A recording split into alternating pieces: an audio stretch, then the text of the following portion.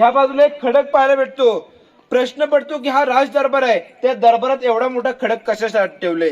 तसंच शिवकालीन नाणी राजमुद्रा होऊन घडवण्याची पद्धत होती, ते सर्व त्याच्यामध्ये घडवलं जायचं। जो समोर तुम्हाला आयताकृती चौकोन दिसतो याला इतिहासामध्ये म्हटलेलं आहे खलबत खाना, चेंबर फॉर सेक्रेट डिस्कशन। कैद्यांच्या कोठड्या म्हणून केला।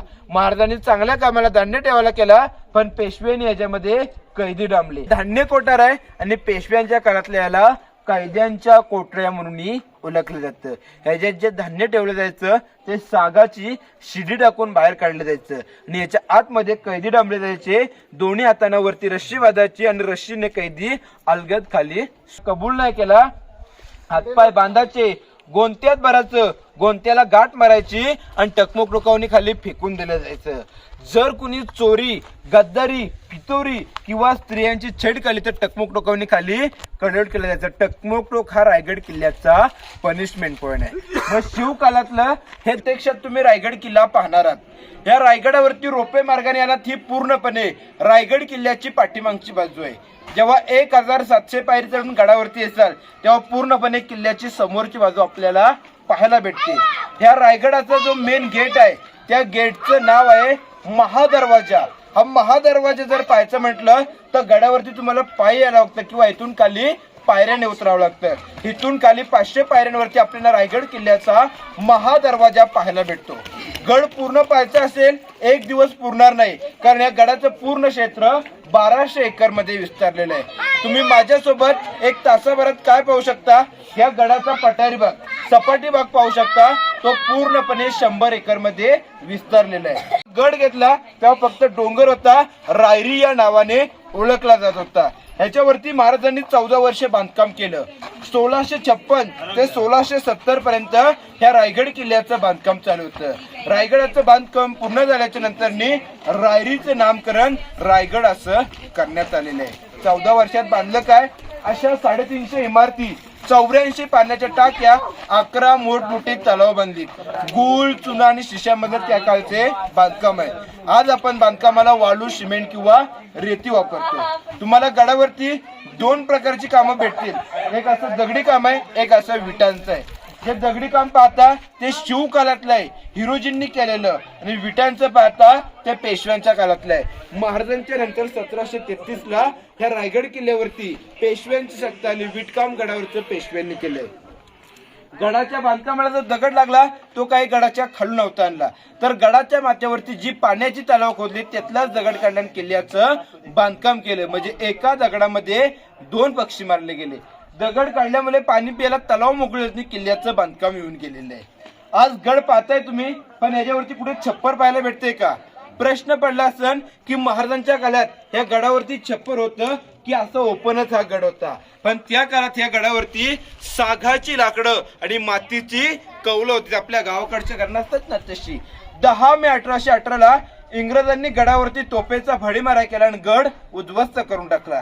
इतिहासाच्या नोंदीप्रमाणे त्यावेळेस जी या रायगड किल्ल्याला लागलेली आग होती ती पूर्णपणे किल्ला 11 दिवस जळत होता। आज फक्त आपण पडलेल्या इमारती पाहतो, छप्पर आपल्याला कुठे पाहायला भेटणार नाही। आता आपण गड बघायला सुरुवात करणार आहोत। ज्या दरवाज्यातून तुमची एंट्री झाली ना त्या दरवाजाला म्हटलंय मेना दरवाजा। मेन नाही, मेना हा पालखीचा प्रकार असतो।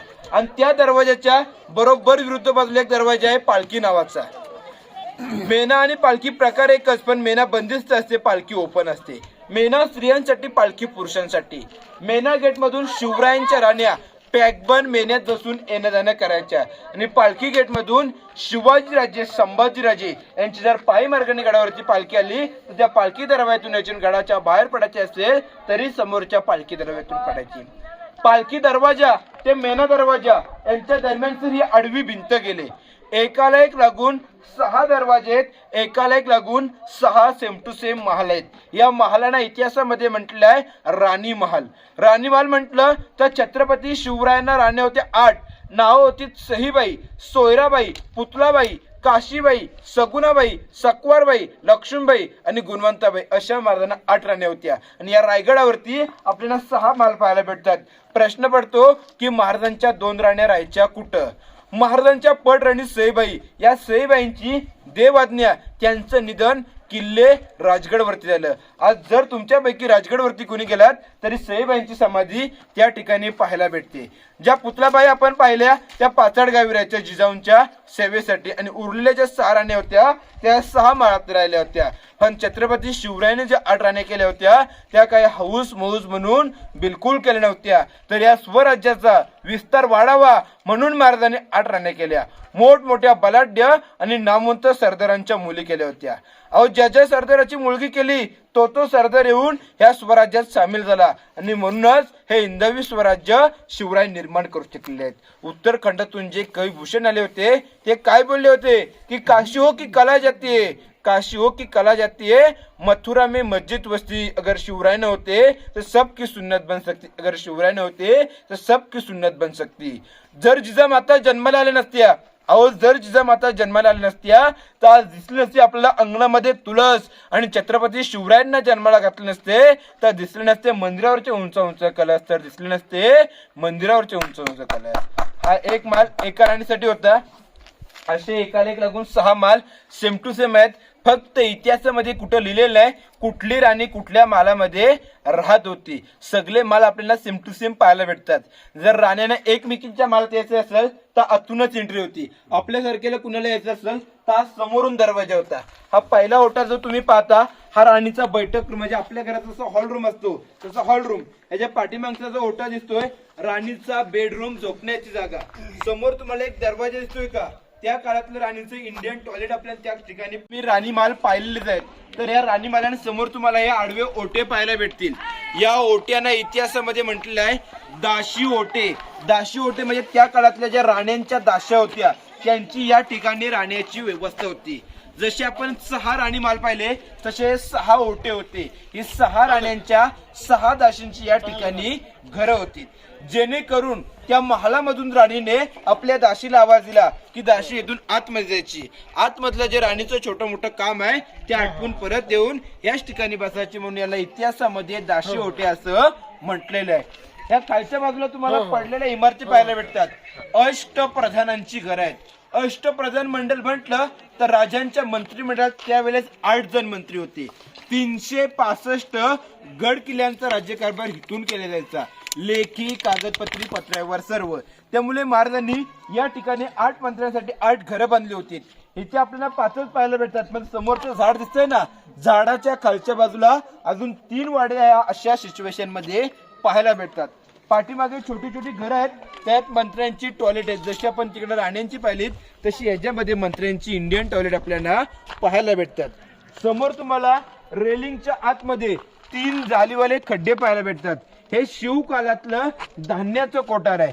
जर स्वराज्याचं खरं धान्य कोठार तुम्हाला माहिती असेल तर पन्हाळ्याला आहे.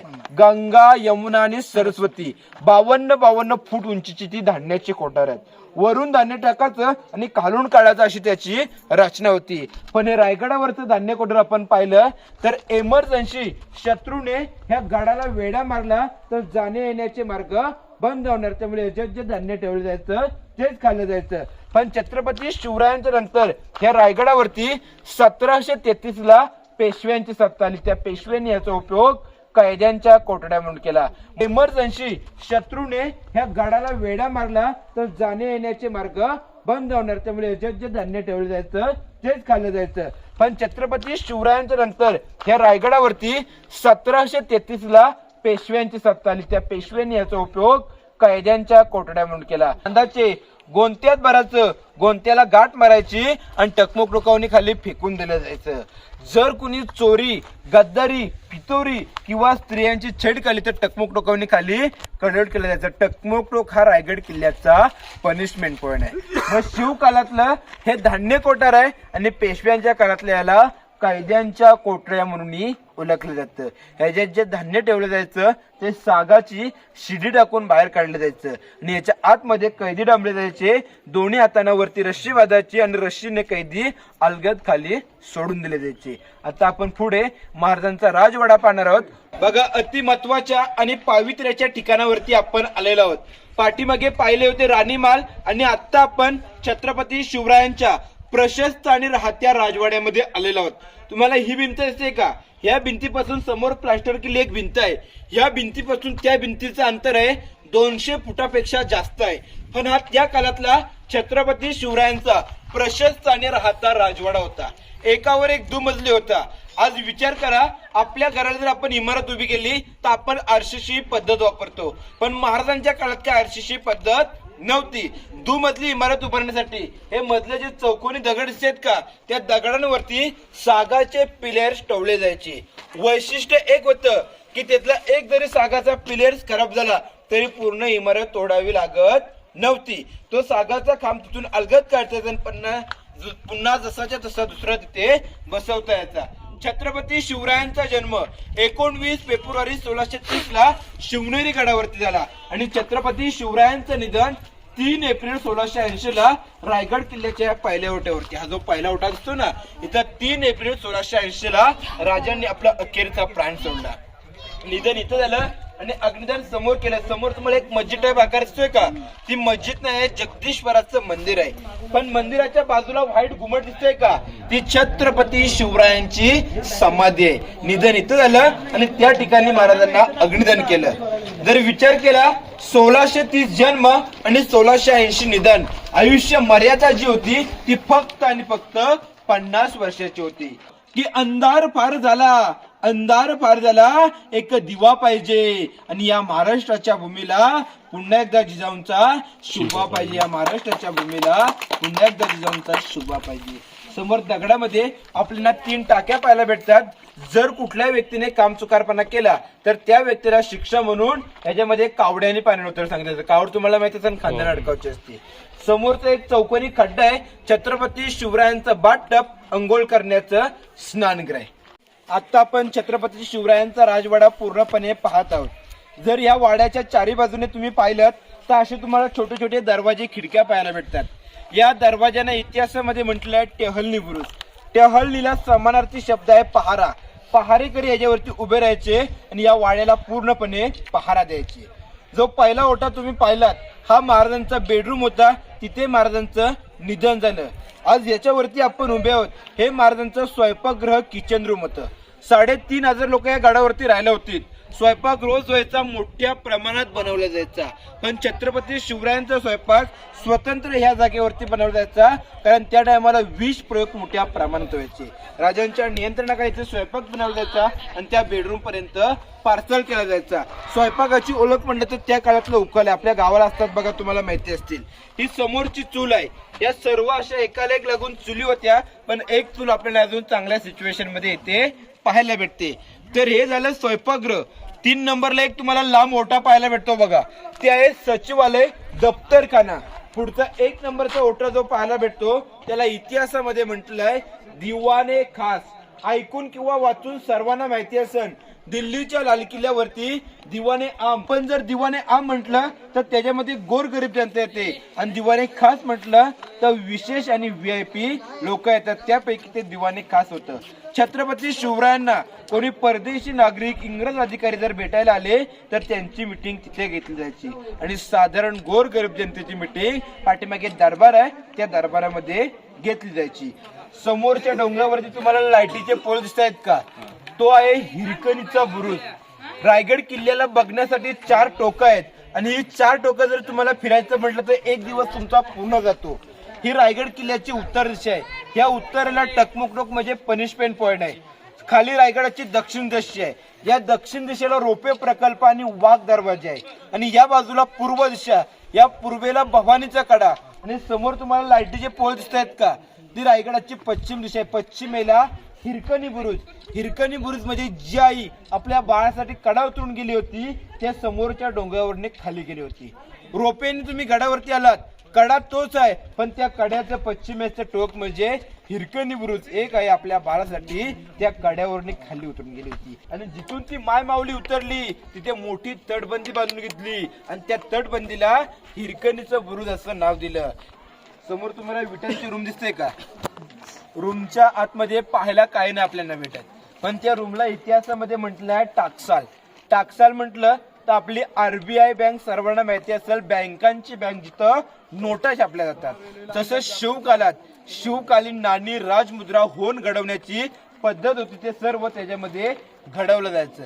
आज जो आपला बँकेचा कॉइन असतो त्या कॉइन वरती मजकूर असा असतो की सत्यमेव जयते, पण त्या काळातली जी छत्रपतींची राजमुद्रा होती ते अष्टकोनी होती आणि त्या मुद्रेवरती मजकूर असा होता की प्रतीप चंद्र लेखे वर्द विष्णू वंदिता शहा सुनो शिवशाहीशा मुद्रा भद्राई राजते. ह्या मुद्रेचा अर्थ असा होता जो आपला प्रतिपदेचा चंद्र असतो म्हणजे पहिल्या दिवसाचा जो चंद्र असतो तो पौर्णिमा येईपर्यंत जसा कलेने वाढत जातो तसंच शहाजी राजे यांचे पुत्र शिवाजी राजे यांचं हे हिंदवी स्वराज्य त्या चंद्राच्या कोरीप्रमाणे वाढावं ही श्रींची इच्छा आहे असा त्या राजमुद्रेचा अर्थ होता. समोर तुम्हाला दगडी इमारतीचे काय डिझाईन टाईप एकावर एक 7 मजली होती. त्या इमारतीला इतिहासामध्ये म्हटलंय विजय स्तंभ. राजे कुठले गडकिल्ले जिंकून आले, लढाई जिंकून आले तर विजयाचं प्रतीक म्हणून इमारतीच्या वरच्या मजल्यावरती भगवा ध्वज फडकावला जायचा आणि मशाली पेटवल्या जायच्या जेणेकरून आजूबाजूच्या खेडोपाड्यातल्या गावातल्या लोकांना समजलं पाहिजे की आपले राजे कुठली तरी लढाई जिंकून आले आहेत, कुठेतरी विजय मिळवले आहेत म्हणून विजयाचं प्रतीक म्हणून इमारतीचं नाव विजय स्तंभ असं ठेवलेलं आहे. या बाजूला विटांची आणि विटांच्या खाली दगडी रूम दिसते ते सप्त मनोरे आहेत. छत्रपती शिवरायांच्या राण्या दुपारच्या वेळेत विश्रांतीसाठी हवा घ्यायला पॅकबंद मेन्यात बसून ह्या इमारतीमध्ये येऊन बसतात म्हणून याला इतिहासामध्ये मनोरे म्हटलेलं आहे. वरच्या बाजूला तुम्हाला कमानी टाईप दगडी इमारत दिसते का एकावर एक 5 मजली होती. त्या इमारतीला इतिहासामध्ये सज्जा असं म्हटलेलं आहे.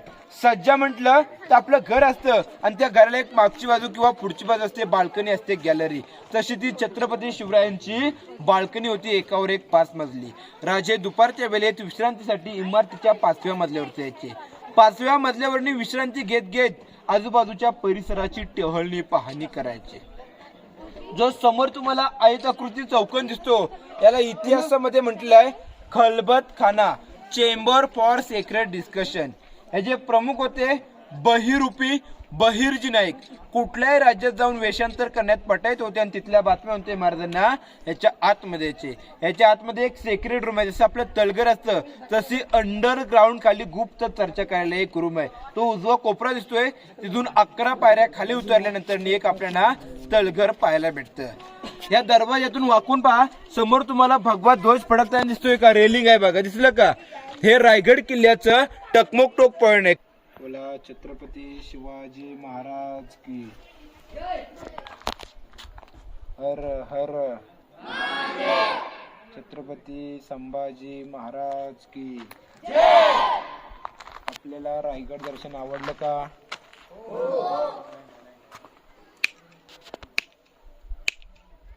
टुचकीचा आवाज येतोय का?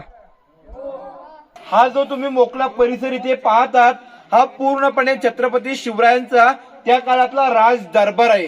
समोरचं महाराजांचं सिंहासन याच ठिकाणी महाराजांचा राज्याभिषेक 6 जून 1674 ला मोठ्या ताटामाटामध्ये पार पडला होता आणि दरवर्षी सालाबाद प्रमाणे इथे 6 जूनला राज्याभिषेक उत्सव संपन्न केला जातो. पण त्या काळातलं जे छत्रपती शिवरायांचं सिंहासन होतं ते 32 मनाचं सोन्याचं होतं. तुम्ही जर 1 मन म्हणाल तर त्या 1 मनाचं वजन होतं 40 किलो आणि 32 मन म्हणाल तर 1280 किलो वजनाचं छत्रपती शिवरायांचं रत्नजडित सोन्याचं सिंहासन होतं. औरंगजेबाचं सरदार जुल्फिकार खान टोपण नाव होतं इतिहास खान याने 3 नोव्हेंबर 1689 ला या रायगडावरती येऊन या ठिकाणावरती महाराजांचं सिंहासन लुटून नेलं. आज समोर जे महाराजांचं सिंहासन तुम्ही पाहताय महाराजांचे 13वे वारसदार आपल्याला कोल्हापूरचे संभाजीराजे सर्वांना माहितीच असतील. त्या संभाजीराजांनी 6 जून 2009 ला समोरचं सिंहासन बसवलेलं आहे. पंचधातूचं आहे आणि 600 किलो वजनाची ती मूर्ती आहे. सिंहासनाच्या वरचं जे छप्पर दिसतंय त्या छत्राला इतिहासामध्ये मेघडंबरी असं म्हटलेलं आहे. ती मेघडंबरी भारताचे 7वे राष्ट्रपती डॉक्टर ज्ञानेंद्र सिंग यांनी 1985 ला ती मेघडंबरी बसवलेली आहे. समोरची जी भिंत तुम्हाला पाहायला भेटते ती भिंत काही शिवकाळातली नाही, भिंत पेशव्यांच्या काळातली आहे आणि प्लास्टर केंद्र शासनाने केलेलं आहे. सिंहासनाच्या खाली आपल्याला 3 खिडक्या पाहायला भेटतात. त्या 3 खिडक्यांच्या आतमध्ये जर तुम्ही डोकावून पाहिलं तर महाराजांचं पूर्वीचं 32 मनाचं सिंहासन ज्या दगडा होतो तो दगड आजही त्या ठिकाणी आपल्याला पाहायला भेटतो. मध्ये समोर तुम्हाला जाळीवाली टाकी दिसते का, ती त्या टायमाची टाकी दरबारातली पाणी पिण्यासाठी होती. ह्या बाजूला एक खडक पाहायला भेटतो. प्रश्न पडतो की हा राज दरबार आहे, त्या दरबारात एवढा मोठा खडक कशासाठी ठेवले, तर कुठल्याही शास्त्रज्ञाने कुठल्या इतिहासकाराने दगडाविषयी अजून उत्तर दिलेलं नाही. काही इतिहासकार असे अंदाजे म्हणतात की रायगड किल्ल्याच्या भूमिपूजनाचा हा दगड असावा, आणि काही इतिहासकार अंदाजे सांगतात की महाराजांचा राज्याभिषेक झाला 6 जून 1674 आणि राज्याभिषेकाच्या नंतर अवघ्या 11 दिवसांनी पाचाडगावी आऊसाहेबांचं निधन झालं. त्यानंतर रायगड किल्ल्याची बांधकामं जी स्टॉप केली होती ती काय पुन्हा चालू केली नाहीत असे फक्त अंदाजे म्हटलं जातं. कुठल्या इतिहासकाराने याच्याविषयी ठोस पुरावा अजून दिलेला नाही. महाराजांच्या राज्याभिषेकाला या दरबारामध्ये 6000 प्रजा त्या टायमाला उपस्थित होती. आणि हा जो गेट आपण पाहतो, या गेटला नाव आहे नगारखाना गेट. दरबाराचा मेन एंट्रन्स आहे, गडाचं नाही, गडाचा मेन दरवाजा. इथून खाली 500 पायऱ्यांवरती महादरवाजा आपल्याला पाहायला भेटतो. ह्याच्यावरती नगारे वाजवले जायचे. दिवसामधून 2 वेळा नगारे वाजायचे. एक म्हणजे सकाळी सूर्योदय झाला ह्याच्यावरती नगारा वाजला की रायगड किल्ल्याचा महादरवाजा उघडला जायचा, आणि सायंकाळी सूर्यास्त झाला याच्यावरती नगारा वाजला की रायगड किल्ल्याचा महादरवाजा बंद व्हायचा. आणि एकदा की महादरवाजा बंद झाला ना की गडावरती कुठूनही यायला मार्ग नाही आणि गडाच्या बाहेर कुठूनही पडायला मार्ग नाही. हा त्यावेळचा राजांचा कडक नियम होता. महाराजांच्या राज्याभिषेकाला 6000 लोक राज्याभिषेकाला गडावरती आली होती. येणाऱ्या जाणाऱ्या पाहुण्यांच्या स्वागताला ह्या गेट समोर महाराजांनी 2 हत्ती आणि 2 घोडे सजवून ठेवले होते. तुम्ही राज्याभिषेकाचं छायाचित्र सर्वांनी पाहिलं असेल. त्या छायाचित्रामध्ये एक इंग्रज अधिकारी व्हाईट कॅप घातलेला महाराजांना मुजरा करताना आपल्याला पाहायला भेटतो. इंग्रजाचं नाव असतं हेनरी ऑक्झिंग्टन, इंग्रज वकील असतो तो. त्या टायमाला राज्याभिषेकाला पाय चढ येतो. ह्या गेट पर्यंत येऊन पोहोचतो, हत्ती पाहतो, घोडे पाहतो, आश्चर्यचकित होऊन जातो. तो असं म्हणतो की मी 2 पायाचा माणूस आहे, हा गड चढून आलो, एवढा दमून गेलो, थकून गेलो, तर छत्रपती शिवरायांनी हे 4-4 पायाचे आणि बलाढ्य देवाचे हत्ती या गडाच्या माथ्यावरती कसे आणले असतील. तर त्या महाराजांनी जेव्हा हत्तीची छोटी छोटी पिल्लं होती ना तेव्हा घोड्यावर बसून पालखीत बसून गडावरती आणले आणि मग वरती त्यांचं पालन पोषण केलं. राजांचा एक नियम होता की जी गोष्ट लहान आहे तिला आपण लहानाचं मोठं करू शकतो, पण मोठ्यापासून लहान कदापि होत नाही. जर लहान हत्ती त्यांनी वरती आणले नसते तर आजपर्यंत आपल्यापैकी मोठे हत्ती कोणी वरती आणू शकत नव्हतं. अखेर राज्याभिषेकाचा दिवस उजाडतो. तारीख ठरलेली असते 6 जून 1674. राज्याभिषेकाच्या दिवशी राजे सकाळी 4 वाजता उठतात. 4 वाजता उठून आपल्या राजवाड्यामध्ये स्नान करतात, अंगावरती वस्त्र परिधान करतात, गळ्यात कवड्याची माल, कपालीत चंद्रकोर आणि डोक्यामध्ये जिरे टोप घालतात. आणि या राजमार्गाने राजांची मिरवणूक हत्तीच्या अंबारीतून जगदीश्वराच्या दर्शनाला जाते. अहो, राज्याभिषेकाचा दिवस होता, राजे छत्रपती होणार होते, पण या दिवशी पण राजे देवदेवतांना विसरले नव्हते. हत्तीच्या अंबारीत बसून राजांची मिरवणूक जगदीश्वराच्या दर्शनाला जाते. जगदीश्वराचं दर्शन घेतात, आई शिरकाईचं दर्शन घेतात, शिरकाई देवीला साकडं घालतात आणि या राजमार्गाने राजांची मिरवणूक या दरबारात येते. या दरबारात आल्याच्या नंतर 6000 लोक, 6000 प्रजा इथं बसलेली असतील. 6000 लोक उठतात, आपल्या डोक्यातला मधला फेटा काढतात आणि महाराजांना मानाचा मुजरा करतात. राजे मुजरा स्वीकारत समोर चालत जातात. अहो, समोर बघतात 32 मनाचं रत्नजडीत सोन्याचं सिंहासन सजवलेलं असतं. राजांची एक नजर त्या सोन्याच्या सिंहासनावर आणि दुसरी नजर या भरलेल्या प्रजेवर, भरलेल्या दरबारावर असते. महाराजांचं हृदय, महाराजांचं अंतःकरण भरून येतं. डोळ्यामधून अश्रू वाहू लागतात. अश्रू वाहण्याचं कारण एकच होतं की ज्या वीर पुरुषांवरती, वीर मावळ्यांवरती, वीर बहादुरांवरती हे हिंदवी स्वराज्य उभारलं होतं, त्यातला एकही मावळा, एकही बहादूर हा राज्याभिषेकाचा आनंदाचा सोहळा पाहायला या दरबारामध्ये दिसत नव्हता. म्हणजे ते मावळे राज्याभिषेक होण्याच्या अगोदर लढाईमध्ये मरण पावलेले असतात. राजे दरबारात चौफेर नजर फिरवतात, ते दिसतात का कुठं, पण त्यांच्या विधवा बायका आणि मुलं इथं बसलेली पाहून महाराजांचं हृदय भरून आलं. सिंहासनाच्या पहिल्या पायरीवर राजे पाऊल ठेवतात आणि राजे आऊसाहेबांना म्हणतात की आऊसाहेब, या हिंदवी स्वराज्याची मी पहिली पायरी चढतो. आम्हास आमचे तानाजी माळुसरे आठवतात. गड आला पण सिंह गेला. आधी लगीन त्या कोंढण्याचं, मगच माझ्या रायबाचं, असं म्हणणारे आमचे तानाजी हा राज्याभिषेकाचा, हा आनंदाचा सोहळा पाहिला या दरबारात आम्हाला पाहायला भेटत नाहीत. सिंहासनाची दुसरी पायरी चढतो आऊसाहेब, आम्हास आमचे प्रतापराव गुजर आठवतात. वेळात मराठे वीर तवडले सात. आणि सिंहासनाची तिसरी पायरी चढतात बाजी प्रभू देशपांडे आठवतात.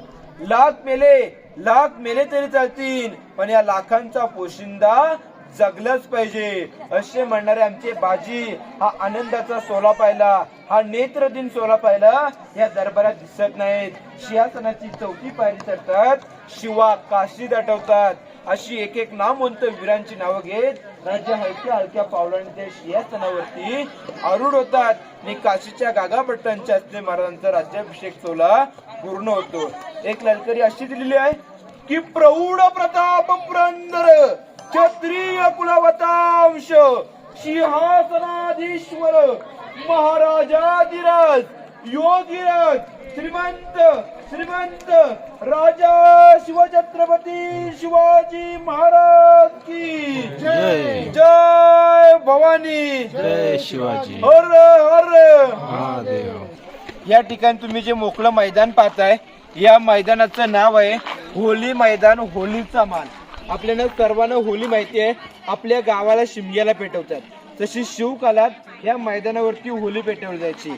आणि इथे होली पेटली की आजूबाजूच्या खेडो पाड्यात होली पेटली जायची.